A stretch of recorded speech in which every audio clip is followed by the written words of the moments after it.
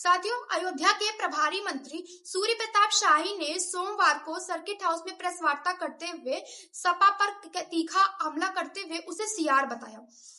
उन्होंने सपा, कांग्रेस, तृणमूल कांग्रेस व डीएमके पर नारी वंदन अधिनियम का विरोध करने का आरोप लगाते हुए इसे महिलाओं के साथ विश्वासघात बताया। उन्होंने कहा, वर्ष 2026 की जनगणना और परिसीमन के बाद वर्ष 2029 के चुनाव तक इसे किसी भी कीमत पर लागू कराया जाएगा। वहीं सोमवार को भाजपा महिला मोर्चा की सैकड़ों महिलाएं सड़क पर उतर आई और प्रदर्शन शुरू कर दिया। उन्होंने सपा और कांग्रेस के पुतले भी फूके। तो आइए अब सुनते हैं सूर्य प्रताप शाही का क्या कहना है।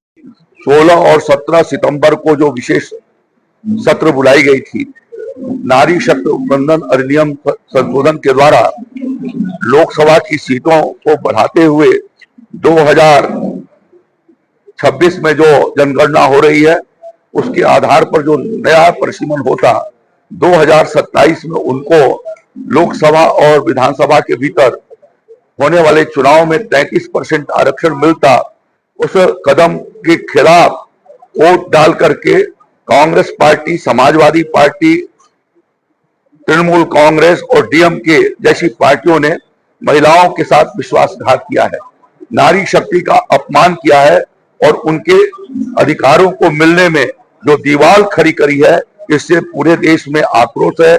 महिलाएं इसके प्रति सड़कों पर हैं, वो संघर्ष कर रही हैं।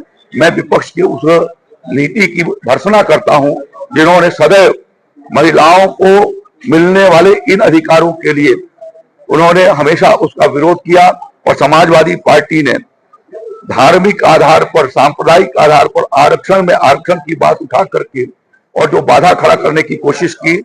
आज सभी महिलाएं उनके उस रवैये को समझ रही हैं और उनको किसी भी तरीके से माफ नहीं करेंगी और इसीलिए वो आक्रोशित होकर के आज सड़कों पर हैं और भारतीय जनता पार्टी प्रधानमंत्री नरेंद्र मोदी जी के नेतृत्व में पूरे हर कोशिश करेगी कि महिलाओं को उस अधिकारों को हम दिला सकें और आगे भी इसके लिए हम लड़ेंगे भी, करेंगे भी और यह अधिकार उनको दिलाकर रहेंगे भी।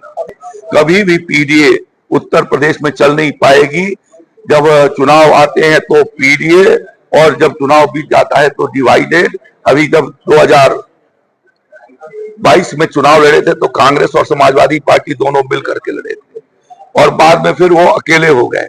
तो यह जो चलता है, अब जनता ये समझ गई है कि वो जो सियार जो है वो बाघ की खाल पहन करके आने की कोशिश करता है, लेकिन सियारों की पहचान जनता ने कर लिया है और उनसे अब वो डरने वाली नहीं है, न उनके उस चकमे में आने।